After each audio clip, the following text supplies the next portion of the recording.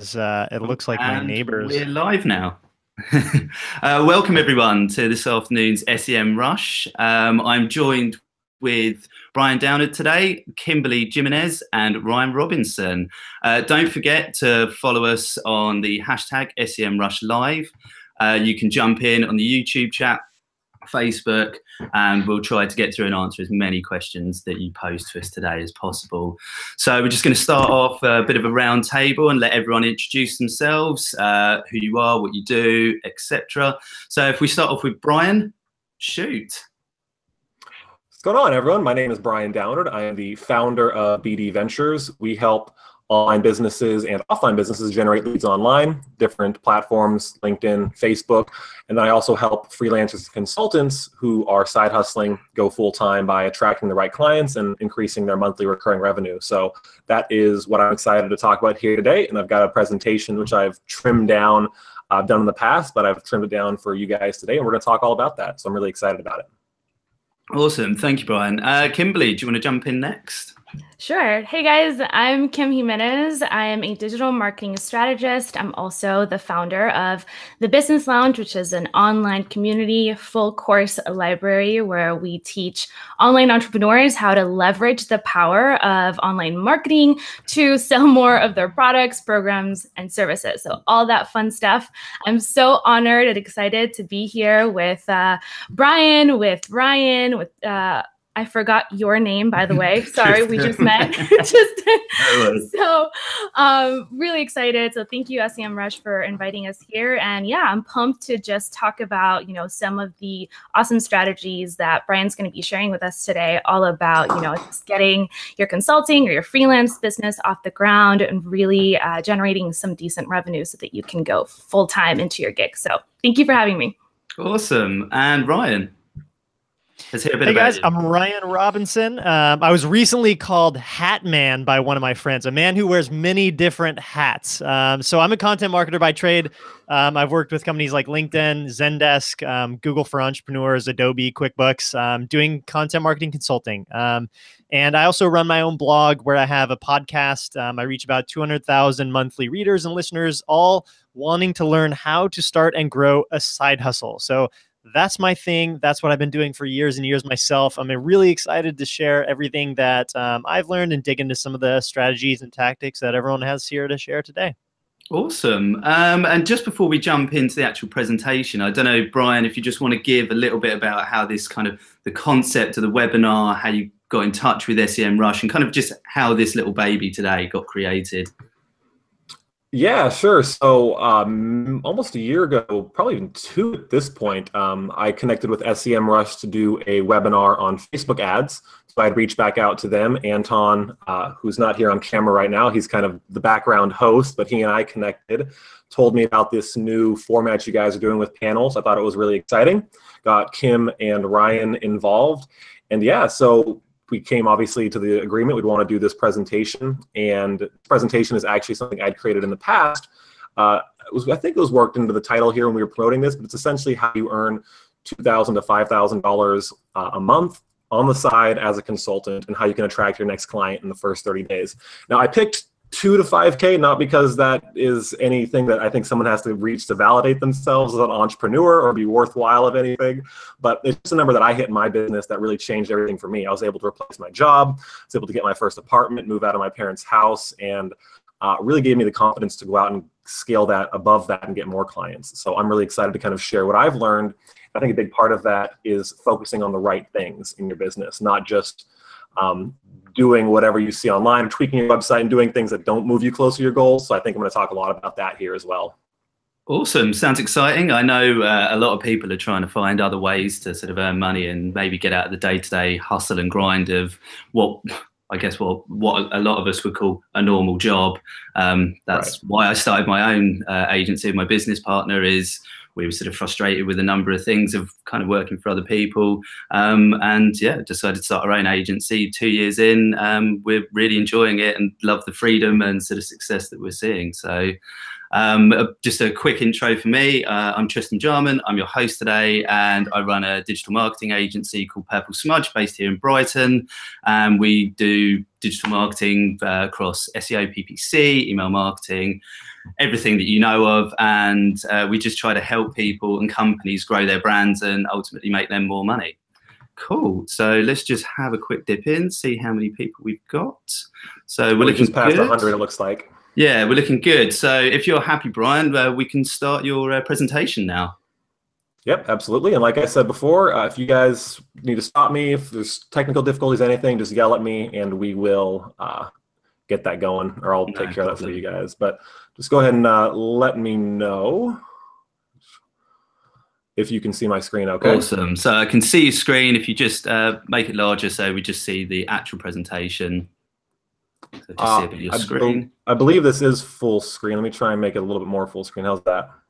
I'm back to you now. Okay. Give me 1 second here. I'm going to share. No worries. I'm just going to share my desktop instead.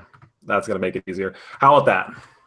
Let's have a look. Yeah, so I think once you start playing the slideshow, we'll just lose the PowerPoint or whatever program we're in there, and then we'll be fine. Fantastic, looking great. Awesome, guys. Well, again, I just want to set the expectation here that this was a presentation that was created, and it was a lot longer than I've created it for us here. I'm going to go through it pretty quickly because I really want to get to the conversation at the end where we're all going to be discussing, and I don't want to just focus on me and my content. But anyways, we're going to power through this. And again, it's earning 2 to 5K on the side as a consultant and how to attract your next retainer client in 30 days. So let's dive right into it. Now, regardless of where you all are on your journey as freelancers, consultants, especially those of us who are just starting and side hustling, we all have a common enemy, and that is the feast and famine.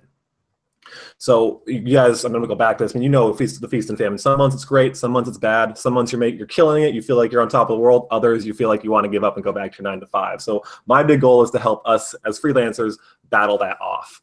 Now, my goal is twofold, and for two really different types of people in this presentation. The first is for you beginners. And I really want to show you what it's going to take to go find your next client in the next 30 days or so. But then for those of you who are a little bit more seasoned, who've been doing this for a while, I really want to show you how to level up your sales and marketing skills so you can actually bring people in more consistently and leverage retainers so you can actually earn a full-time living doing this. Now, I always knew I wanted to own my own business. I wanted to have that freedom. I wanted to do what I want, when I want, and with who I want. And let me know in the chat box, and I apologize if I can't see it, but Tristan, maybe you can field these as they're coming in. But let me know, guys. Type in the chat box, is this relatable? Is this something or a reason why you wanted to start your own business? You want that freedom to do what you want when you want. So go ahead and type that in the chat box and let us know.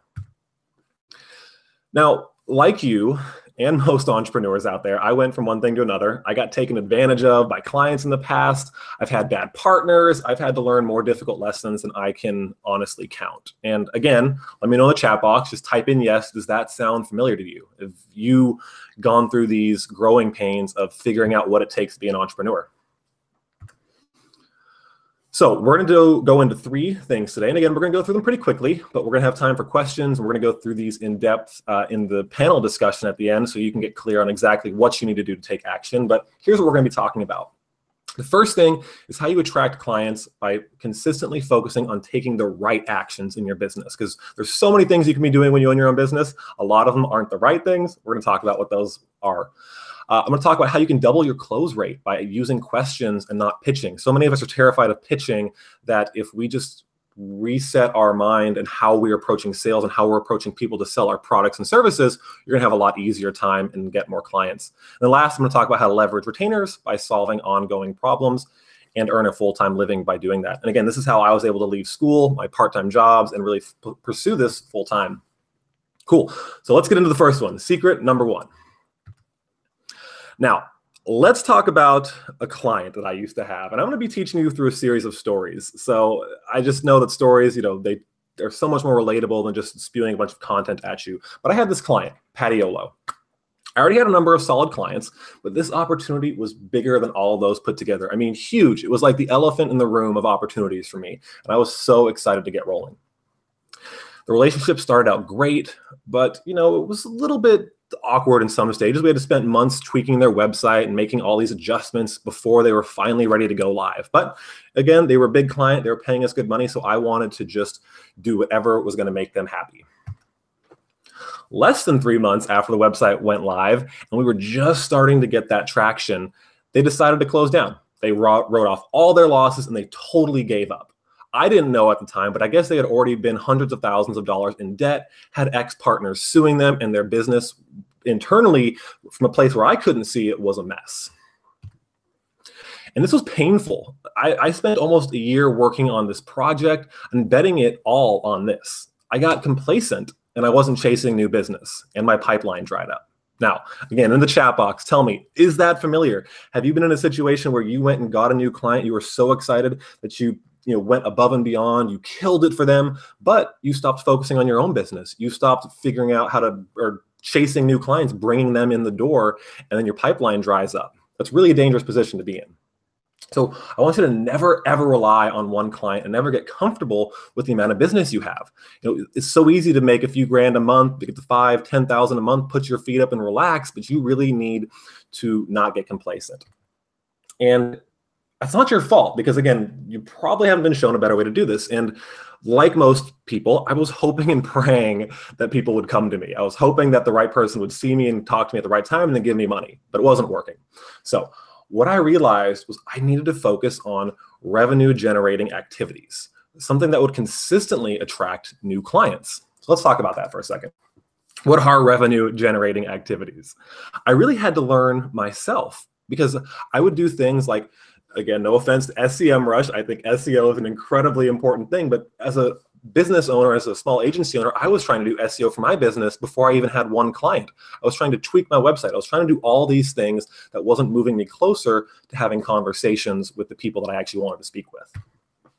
So just a couple of examples of things you could do that are examples of revenue generating activities. So something I call the personal network hack. Just make a list of the 20 people who you are best connected with, get them on the phone, see who they can introduce you to. One of the most underused yet simplest ways you can go find new clients.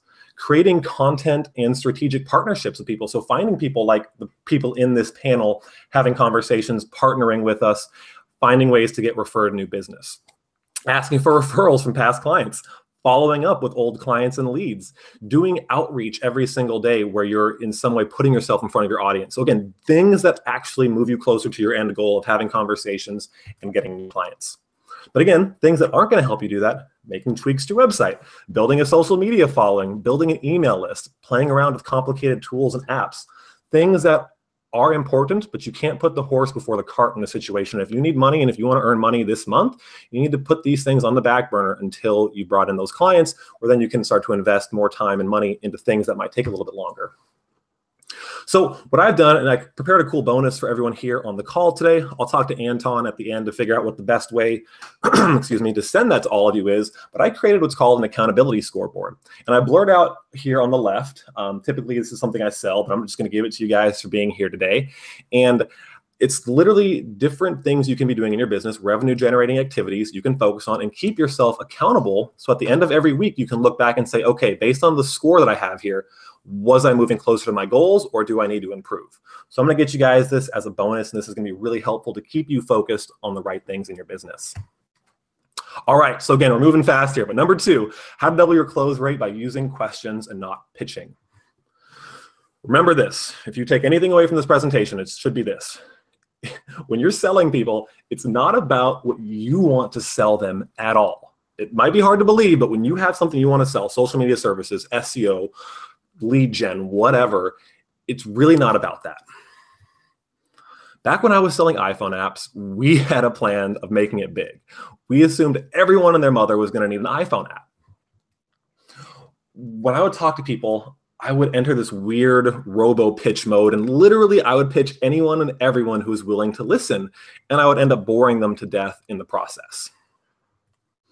But I was so damn focused on selling apps that I couldn't see another option. I was faced with a ton of rejection, but I figured that it was just part of the game. I was really feeling like I was hitting this dead end in my business.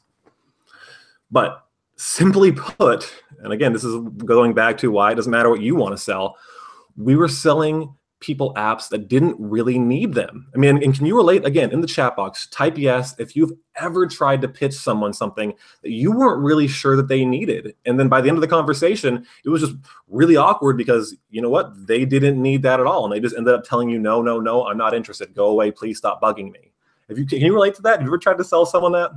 So again, after another failed pitch, I had this moment of clarity. Walked out onto the beach, spread my arms out into the sun, and realized that prospects kept telling me they weren't sure if apps were right for them, but I kept persisting. So I had this meeting with a client. It was a really hot lead, and I was really desperate to make something work because business was just getting so bad. I was acting from a scarcity mindset. I'm not going to get into that here, but something you should avoid at all costs. But I was pretty desperate to make things work because they just hadn't been up to that point. So here's the big lesson here. Instead of trying to convince them they needed what I was selling, I simply flipped it around and asked them, so if you don't need this, then what do you need? My perception of selling changed forever. I was able to turn that failed pitch into one of my biggest and best clients that I still have to this day. So what's the lesson here? I learned that people don't give a shit about what you want to sell to them. They care about what you can do for them. And if you can help fill the gap from where they are and where they want to be. Nothing else matters. Now, it's your job as a consultant, as a freelancer, and as a smart marketer to build a conversation around these things so you can help point them and lead the horse to water. But if you just try and dump a bucket of water on their head because you say that's what they need, they're going to get pissed at you and tell you to go away. So it's really about what you can do for them. That's why you need to ask questions that get you to a place of understanding where they are, where they want to be, and if you're the right person to help get them there. All right, moving on. Secret number 3, how to leverage retainers by solving ongoing problems. Now, like I said before, it took me a while to find a profitable business idea. I mean, it was about 5 years in the making until I really was able to make it work.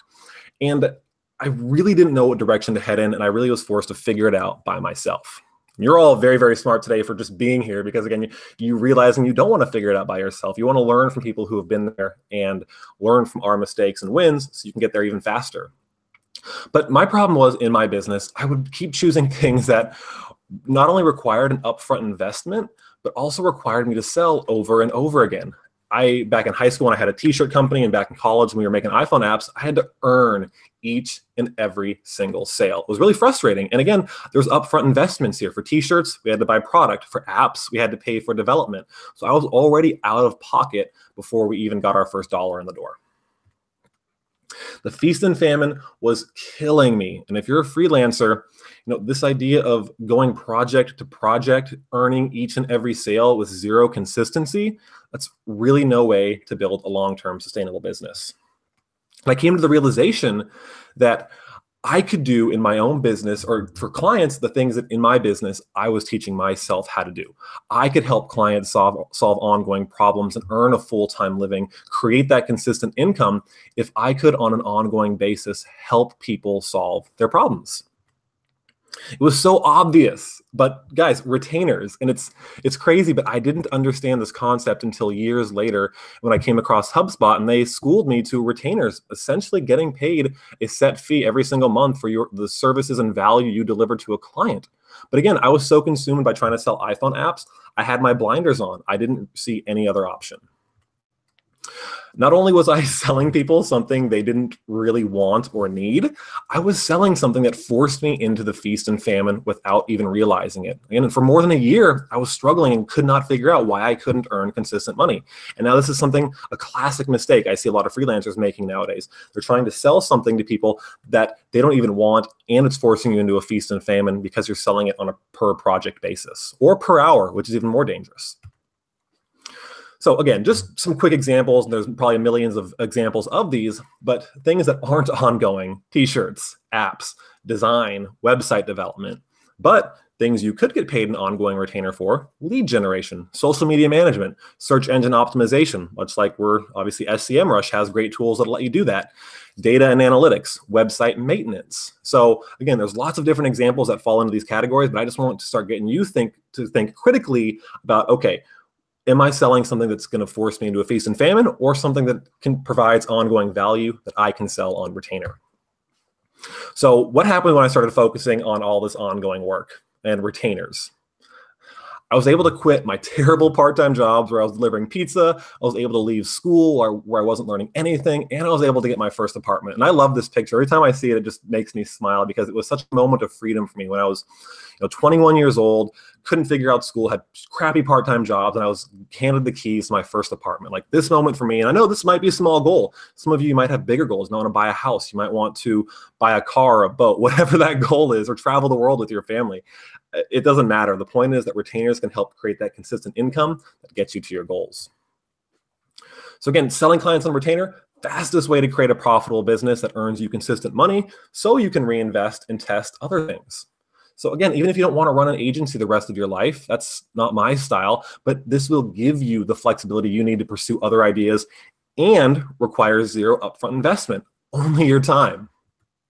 So for example, if you want to own a Shopify store, why don't you sell services to bigger Shopify store owners, get paid right now, earn that money, figure out how Shopify works better, reinvest the money you're earning from clients back into your Shopify business while you're learning from them. Maybe you want to sell a course on Facebook ads. Go get practice with clients. Go get clients to pay you to do Facebook ads while you're learning and getting results, and you can develop your funnel and your course while you're still getting paid. Because again, these things are riskier. They take longer than consulting. So leverage consulting and retainers to do the things you want to do. And retainers has given me the stability and income to pursue the things I'm interested in, like teaching people like yourself here on this call and having conversations with smart marketers so we can help educate everyone else. So let's just wrap this up, then we can get to the group discussion. Here's what we covered in the workshop: how you can attract clients by focusing on the right actions, how to double your close rate by asking questions, and then lastly, how to leverage retainers by solving ongoing problems. So I hope that was great, and I hope we got some cool questions along the way. Otherwise, let's just hop into the group discussion. Awesome. Yeah, no, we've had some fantastic questions. And thank you, firstly, Brian, for that great presentation. Just at the start, you were kind of asking people to put in yes, whether they wanted to sort of start their own business and freedom. And that's quite clearly resonated with quite a few people. And as I said at the beginning of the presentation, I'm starting to see that more and more with people within this industry, specifically digital marketing, that people are going, well, hang on, I work for someone, but I can kind of bit Swiss Army knife, I can use these skills somewhere else. So yeah, it's great. Actually, we had a really great question from Rachel. Who said, hi, I'm a Google My Business specialist wanting to freelance on the side. The problem is I'm not sure if most business owners realize the importance of it.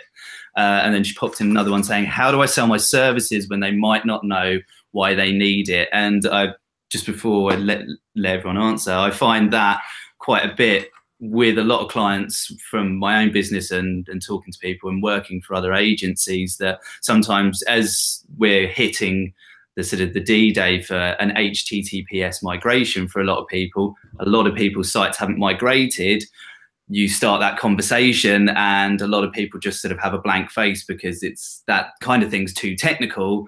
So yeah, if we just go back to Rachel's question on that, she's a Google My Business specialist, but yeah, how would you guys advise that she sells her services when companies aren't so sure that they need them or they don't have the awareness that they need it just yet? I'll pass that open to the panel. I've been doing enough talking so far, so you guys have at it. All right. I can hop in real quick. Go ahead, Ryan. Oh, real quick. I'll be fast. So what I try and advise people who are in this position where, you know, you're selling something where there's education involved in the selling process, right, is figure out how to engineer an aha moment for them, because you want them to realize, you know, that holy shit, I actually do need this service or this product, whatever your offering is. And so whatever you have to do to get them to the point where they realize that this is a need rather than a want, figure out where that moment is. Like, where does that decision happen? And I think you can only learn that by getting a couple of customers and like asking them for feedback, or asking people that, you know, you've seen have gone through this process of what you do out in the wild. Maybe it's people you haven't worked with, but just ask questions, figure out how to get to that aha moment, and then create kind of a hook that gets your prospect interested in, you know, seeing the benefits that these other people have experienced by it. But Kim, go ahead. Yeah, I couldn't agree more with what Ryan said. I think that education is so important, especially when you're in a business where, most entrepreneurs, business owners are not well versed on all the technicality of what, SEO entails and why it's so important. So in my experience, I think that case studies are extremely helpful. If you have a client who you've been able to offer this service to before, and it significantly impacted their business positively, you can use that and leverage that as a tool to really educate future prospects on the value of that specific service. So I think that's really important, in addition to just educating, your prospects, and building yourself up as an authority is also really important. One of the first things I did when I started my freelancing business in the social media marketing space was I started a YouTube channel and I started a blog, and I just started sharing with people what I was learning and how it was impacting my clients. Even though, at the beginning, I wasn't actually charging them. I was just doing it for free to get, some experience. So I think education is key. It's super important. Building yourself up as an authority figure so that you're educating through, content marketing is really important. And then I would say the third thing that I think would be really helpful is maybe partnering with another agency, another service provider who is also offering similar services. So Tristan, mentioned something about website migrations, right? So if you're maybe working with a web developer who already is working with a similar client, that is in your space and you can serve, they can actually pitch the client on your behalf on that specific service. So again, one of the things that I did when I started that really helped was leveraging relationships with other service providers in the industry who could, refer you and help you enter those conversations with more of a background, so you're not pitching clients cold. Awesome. Brian, did you want to jump in there at all? Yeah, I think Kim nailed it. You need to sell results and not the platforms, in my experience, because business owners don't care if it's Facebook ad, if it's a monkey spinning a sign on the corner. They want outcomes. And if you can focus on outcomes that you've got for other clients and build a conversation around that, it's going to be a lot easier. Awesome. So this actually nicely links into James's question. So we've been speaking about kind of getting testimonials, stuff like that to prove and show what you're kind of learning and the results that you've got from working with people. We've got a question from James here. He says, hello, I'm 20 and recently decided that I wanted to do a freelance SEO and digital marketing, but he's not being able to get in his first clients. He's got 2 years experience, but he says the challenge he's facing is getting those first clients because he believes that most people think that he might be too young or inexperienced, but he does have the experience to provide good results. So yeah, if you're starting afresh, what's your guys' feeling on that completely? Like tomorrow, say James is going out, starting his business, what would be sort of your top tip for James? Yeah, I would deep dive your personal network, man. When you're new, people who know, like, and trust you are going to be the easiest ones to work with. You're not going to have to do a dog and pony show to convince them. So find people who already trust you. And if you have to work for free in the beginning to get the results, like Kim was suggesting, it's not a bad idea to just get the results in the door, because people aren't going to care about your age when you can show them a result you bring to a business. Definitely. And I'll just second that from myself starting my own business. I can't say how invaluable sort of that my network has been, the people I know, the people that I've shared workspace with, companies that I've interacted with, because something to keep in mind is that the person that might be your client or your contact may move somewhere else and somewhere else over the years. So it's not just a company that you work with, it's a person that you work with. So really staying connected with people and companies is certainly how we got our first few pieces of work and got off the ground. And that was really invaluable for us in the early days. So awesome. Guys, do you have any other bits on that? If not, I'll jump in with another question. I see you nodding there, Ryan. I want to offer up a Kim, go ahead. I keep interrupting you. I'm just so keeps cutting you off. Go for it, Ryan. Go for it. After you. Okay.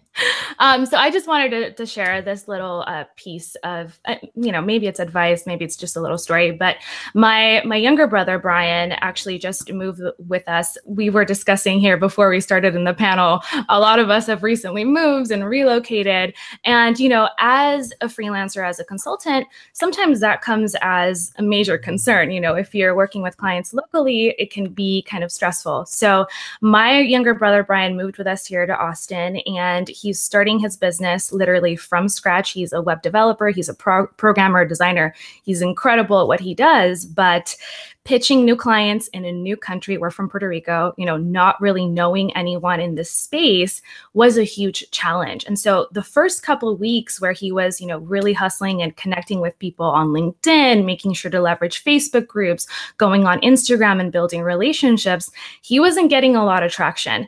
But I think that, one of the things that Brian mentioned earlier in this presentation that is so key and so important is consistency and making sure that you're working on the right areas in your business. And so for you right now, you really need to be focusing on networking like crazy, whether it's online or in person, attending events. I don't know where you live in the world, but if you live in the US, plugging into things like BNI chapters and Chamber of Commerce events can give you some momentum so that you can get that first client, regardless of where it is. That personal network, like Brian said, is so powerful and so important. But if you're like my little brother and you don't actually have a personal network because you're in a different city or a different country, leveraging social media, he connected with people on Facebook groups, started really answering their questions, not, going on a pitch fest, but just offering real, legitimate, authentic value.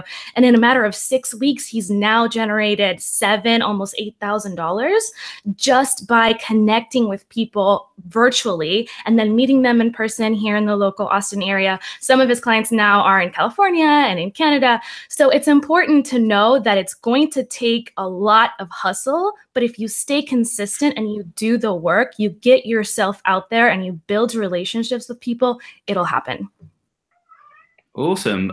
So yeah, just actually on the back of those, so we've got a question from Chris, and he's saying, just as we were talking about pitching, he was asking Brian, how do you pitch a retainer to a client? And then just put a bit of blurb there, but how would you pitch a retainer idea to a client? We've had a few people really interested in that comment there. Yeah, so again, I don't like to pitch. It's really more about building the conversation with a client around their needs and then coming to the decision yourself internally if you can help fulfill those needs with your services. But in terms of how you actually ultimately get to selling it, there's two schools of thoughts. But I think when you're just starting out and you haven't gone into retainer pricing yet, and I'd love to hear Kim and Ryan's input on this as well, but I prefer to do what's called value-based pricing. And basically through your conversations, you need to have an understanding with the client, what is the value that they're going to receive from your services. If you can tie that into a monetary number, that's even better. I've got an ROI calculator that I use, so I can literally show them based on estimates, our past results, et cetera, here's what you're expected to earn. And with value-based pricing, assuming you're going after businesses that have good margins, they don't have to have a lot of customers to earn, a lot of money back, it's pretty easy to show them, okay, well, if I can earn you roughly $10,000 a month, my fees are $1,000 a month. Like, that's a no-brainer to the client. So you're charging a fraction of the value that you're ultimately going to bring to them. But the big caveat here that comes before all of that is actually going after the right niches and the right clients in those niches. Because you could go after like plumbers and small businesses, but they're never going to have enough money or realize enough value from the services you provide to pay you an income that you want. That's actually exactly what I was going to say, Brian, is that, when you want to jump in and offer retainer contracts to people, we're also talking about different kinds of clients in a lot of situations, right? So the people that can afford to do one-off tests or hire you to write a blog post or to do, 1 month of paid Facebook ad campaigns, those are oftentimes different people than the kinds of business owners that are going to be willing to invest in a long-term campaign or project with you. So keep in mind that you might want to change who you're targeting, who you're reaching out to, or, asking for referrals from, right? All these different sort of client acquisition pathways, you might have to shift who that is. And if you're looking to go from, someone who owns, like, say, a carpet store, who's wanting to hire you for just one-off little projects, maybe you need to go upstream to people that have multiple locations for their business. And that's a way to sort of like tap into different sort of clients within the same industry or niche. So find bigger people that you can sell on the previous case studies and good examples that you already have too. Awesome. Yeah. Kim. Sorry, I keep interrupting everyone in this stream. Damn it, Kim. I know, right? I'm just, guys, sorry, excuse me, it's the first time. Okay, anyway, I totally agree with everything both Ryan and Brian said. I think that when you're working with clients who can actually afford ongoing services, it's almost like a natural progression. You're doing really good work for them. You're proving yourself. Maybe the first couple of months you work on a per project basis. And then those conversations almost happen naturally. I know that, there's always different scenarios for different people based on the types of services that you offer. But if that conversation doesn't come up naturally, then I would just literally just have a conversation, a very relaxed conversation with your client, and share with them, you're now offering this new service. This is how it's going to be able to benefit them, and show them the ROI. Just like Brian and Ryan said, I think that once you're working with clients who have the marketing budget, or, in my case, it's marketing because that's the service that we were selling, but have the budget to invest in ongoing services, again, that conversation just becomes very natural. And I can't stress the importance enough of having retainers and having that ongoing value for your clients. It's going to pull you out of what Brian, described as feast or famine, where you're, struggling to figure out where the next project is going to come from.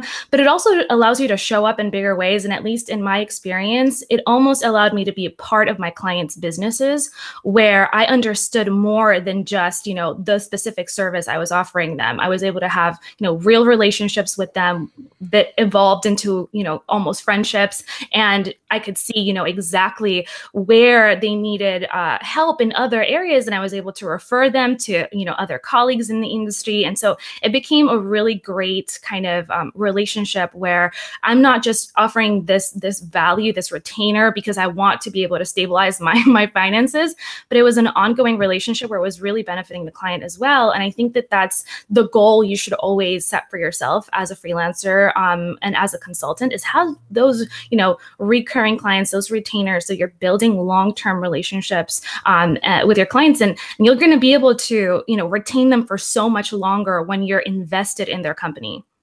Yeah, perfect. And I'm gonna pile onto this just because I saw a question or a comment in the live stream.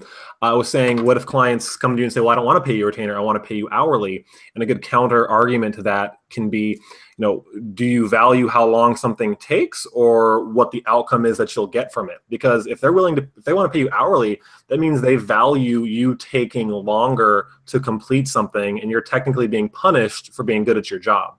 So just remind them they're paying for an outcome and value, not how long it's going to take you to do something. Badly timed drink of water there. Perfect. Excellent. So we've got another question here from Holly. She's saying, "Hi panel, in your experience, do clients look at your websites, blogs, and judge your business value based on that?" So it's a good question. For a lot of people starting out, they may need to find the funds to get a website, design it themselves, etc. From personal experience, I don't know how many. As I said, we've got a pretty good referral and sort of pipeline of leads and a good network. We do good work and people refer us, and it's sort of building upon that mode. So I don't know how many people do come to our website in terms of sort of for business. We've just got a fantastic network. But for you guys, what you're feeling on sort of your website mainly, because obviously a blog will attract people, but just at your website and its presentation, how much do you feel the value's based on that? Anyone would like to answer that? All right, I'll take it. All muted. I think it does. It's like a yes and no kind of answer to the question. I think I know plenty of consultants and freelancers who have no website, and they command a lot of money. Right, they're doing really well. Yeah. So I think it's just a matter of what is your end goal and how do you want to position yourself in the marketplace. For me, I don't know, I just have higher standards for myself. I want to make sure that my website looks legit, especially because now I've transitioned into online education and offering online courses. And so that's a really big part of our business. So I think it really just depends on how you want to position yourself in the market. I tend to be inclined to say, hey, you know, it's not going to hurt you to have an amazing website. So if you can't have it, why not? Especially in this day and age where you can literally build one very easily. You have all the tools and it's very inexpensive to do yourself if you need to. So I would say have a website, make sure that you're showing up as a legit business owner. I think in this day and age, there's a lot of sketchiness going on, especially on the internet. So you can stand out, if you can build a brand and have present yourself as an authority figure, why not do it? Definitely. Guys, get any comments on that? Yeah, I'll hop in real fast. I think it's a no-brainer to have a website. If it's going to like totally like break you financially or, you know, maybe psychologically to get that website off the ground, then put it on pause for now, right? Like don't make it something that has to stress you out if it's not already going to be a core part of your business. But I think as Kim said, like it's a long-term investment, right? So you're not going to get inbound leads, tons of inbound leads coming to your website the first week, the first month, the first few months that you have it up. And it's going to take time. But like right now with my content marketing stuff, my business is 100% inbound. So when people Google like content marketing consultant or freelance content marketer, I usually come up in the first 1, 2, 3 results. And that's been something that I've invested years of time into. And now it's only beginning to pay off. And so you can see like this isn't something that's going to pay off tomorrow, but it's a great investment for the direction that I want to go in for my business, because I hate doing the outreach, the pitching, the you know, going out and trying to find customers. And so for me, it's more so creating the kind of business that I wanted than anything else. Awesome. Brian, did you want to round off on that one before we move on? Yeah, I'll quickly throw in there. I mean, they both nailed it. I think it's important as a long-term play, but ask yourself where you are in your business. And if you have no clients right now and you have bills that you need to pay, I would not go focus on building a website, because I've seen, like, I'm in a coaching program right now and I have this lady, she's like trying to show me her website and this funnel she's built, and I'm asking, so how many clients do you have? Well, none yet, but you got to go get the clients first. So make sure you're just doing things in the right order and asking yourself what your goals are in your business. Yeah, and I guess there's probably a process of kind of testing and refining. You know, you don't need an all singing and dancing website to start off with. Yeah. Maybe just build a couple of pages if you have the ability to, and then just sort of build it up from there. It's in my experience too, it can become a distraction and a form of procrastination that feels like you're moving forward, but you're not. So just be careful with that. Make sure you're making forward progress. Totally agree.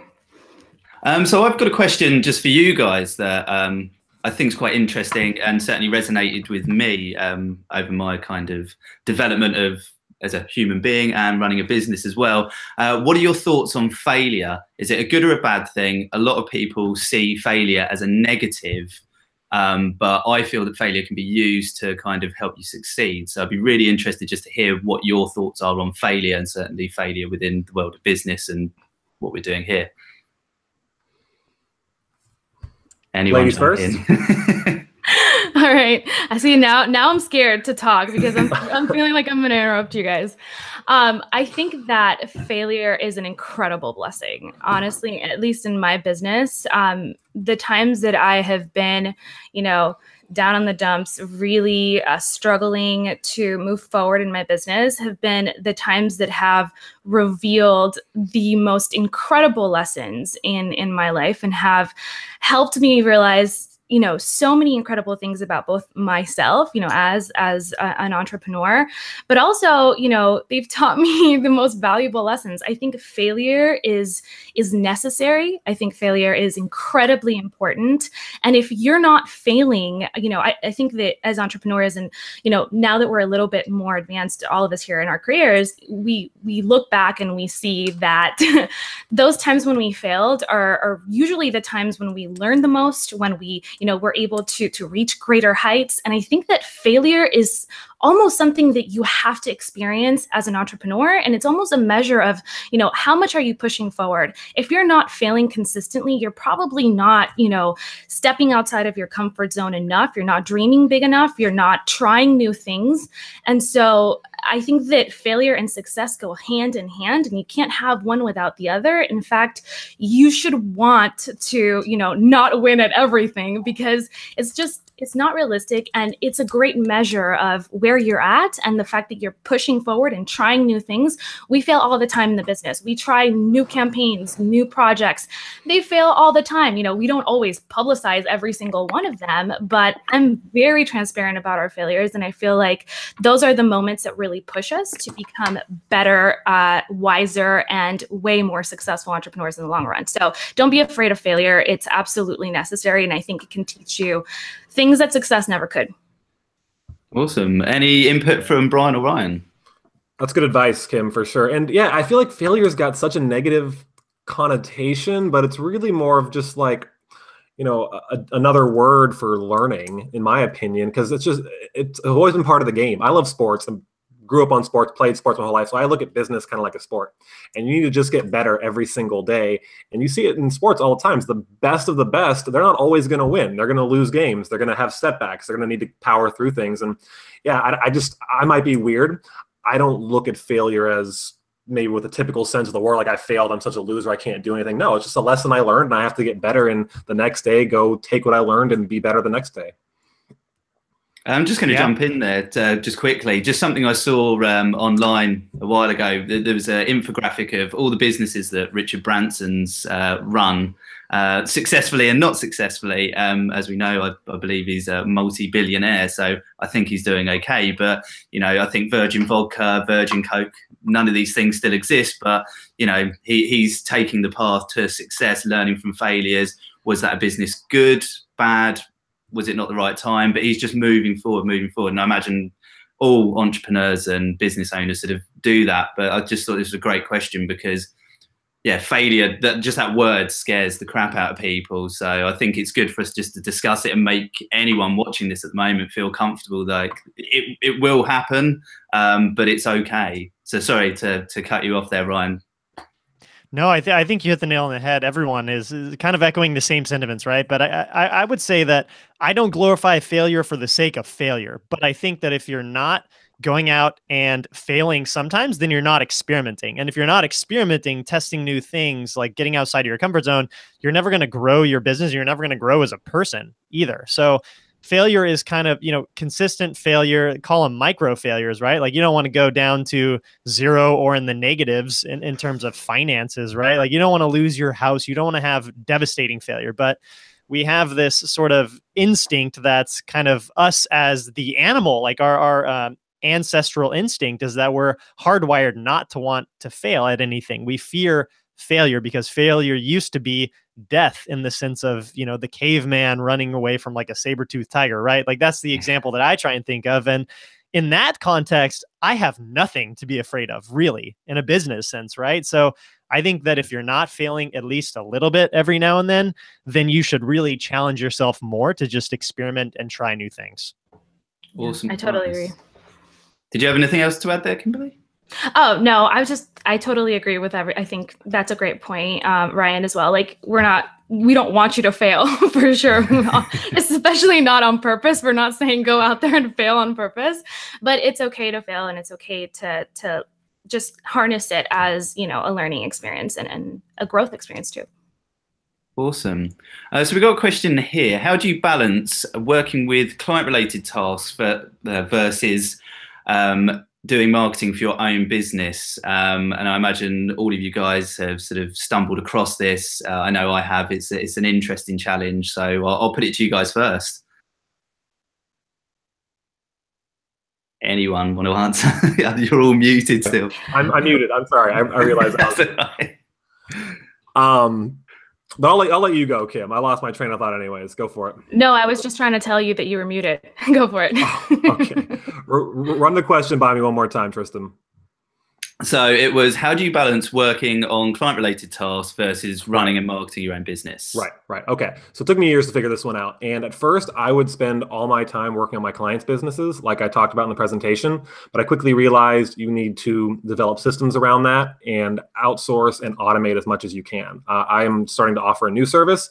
I've taken on a couple of virtual assistants to take the workload off my plate. And it really becomes the difference between working in and working on your business. And I realize when you're starting out, you might have to do some of those things and do it all yourself, wear the hats. That's totally fine. But I would find areas where you can automate and or outsource. So for example, for outreach for my business, I use a lot of LinkedIn automation. Literally every single day I'm connecting with hundreds of people, sending out dozens of messages. And when I wake up in the morning, I've got conversations with leads in my inbox. So find ways to outsource and automate and not be the person who's constantly having to do every single thing in your business. Excellent. Did either of you two guys have anything to add to that? Yeah, I think that having, first of all, it all comes down to having systems, like Brian said, and really understanding that productivity, is something you have to work on every single day. Like we all as entrepreneurs struggle with, that balance of, really servicing our clients versus working on our own business.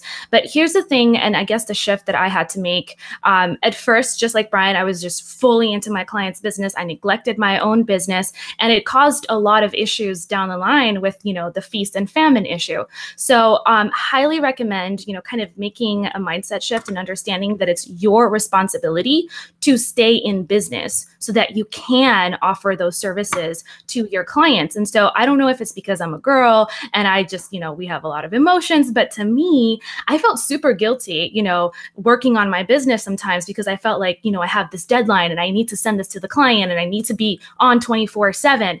And so making that shift made a big difference for me. I had to understand that, hey, I need to work on my business so that I can stay in business and continue offering these services, these products to my clients and offering value. So always make sure that, at least in my business, I make sure that I'm always setting weekly goals and monthly goals that keep me accountable so that I really focus on the things that I need to focus to move my business forward while servicing clients and customers. So make it a priority and make it, something that's part of your routine to really sit down and look at where you're at in terms of your revenue, what are your goals moving forward, and what can you do today to get, one step closer to those goals. And then keep in mind that you still need to, be a business owner and a smart entrepreneur and work on your own stuff first. So Kim, you mentioned routine, which I think is really, really important for people, especially when they're just getting started with freelancing. And I was just talking with, I interviewed James Clear for my podcast the other day, and he's someone that I kind of look up to in the world of productivity.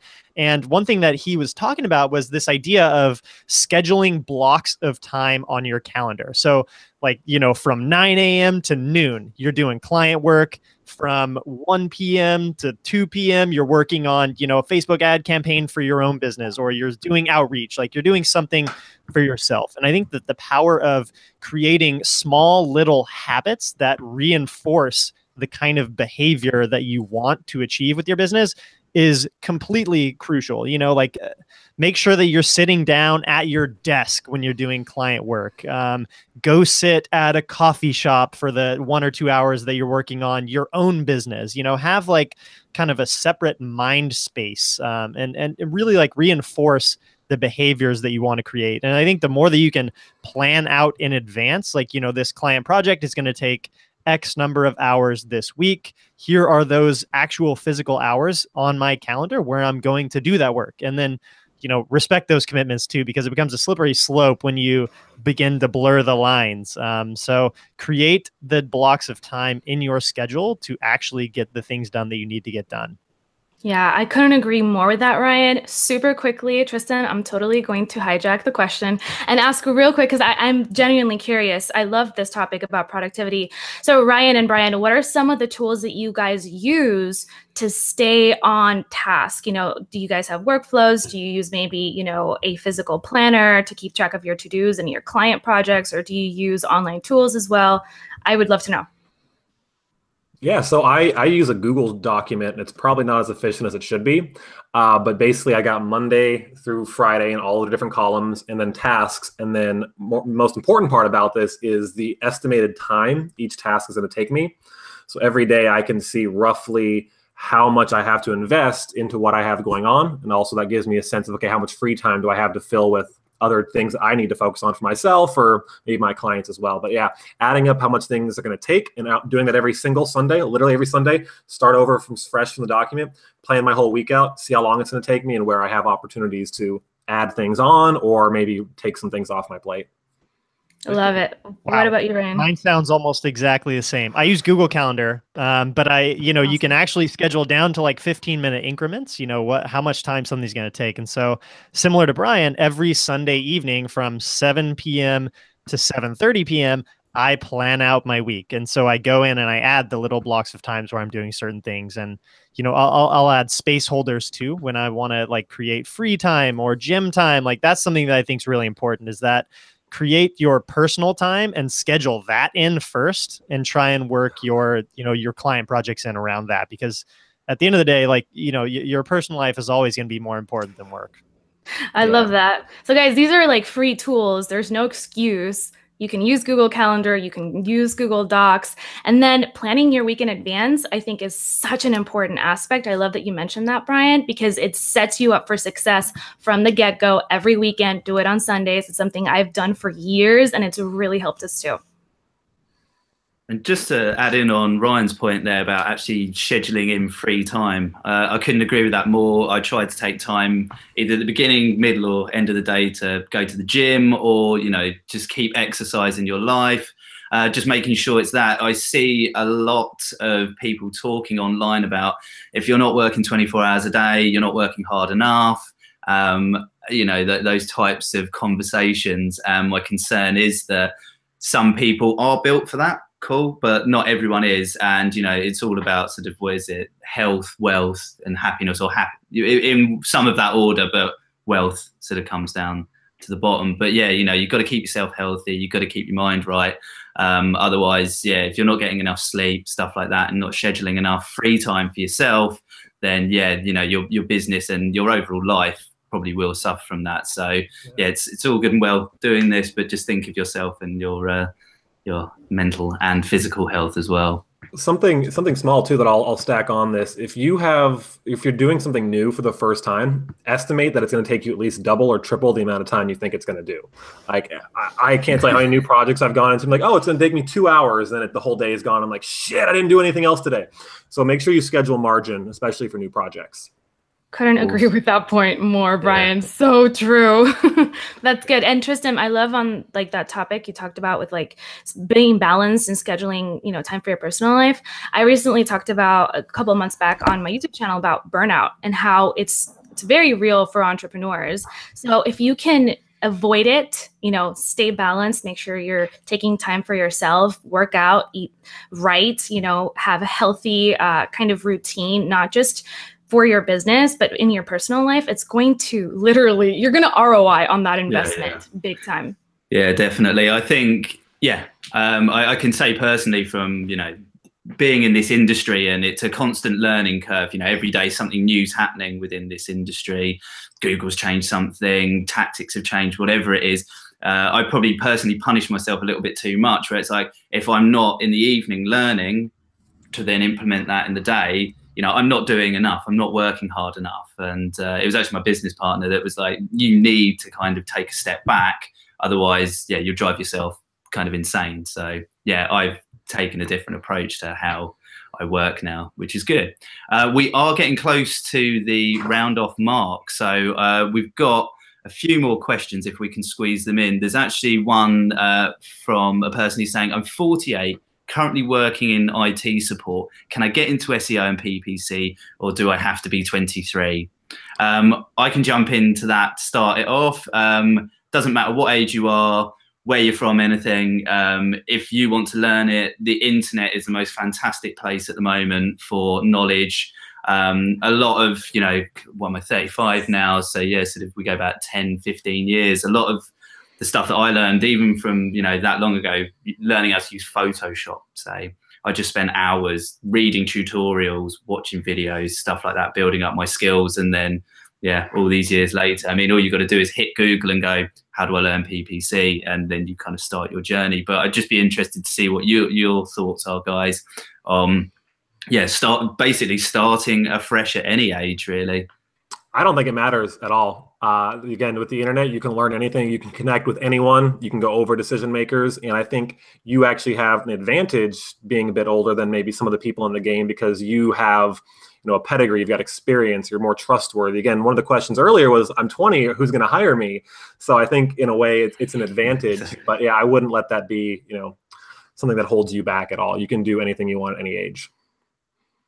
Do you guys have any pointers on that, or we might be able to squeeze one more question in if not?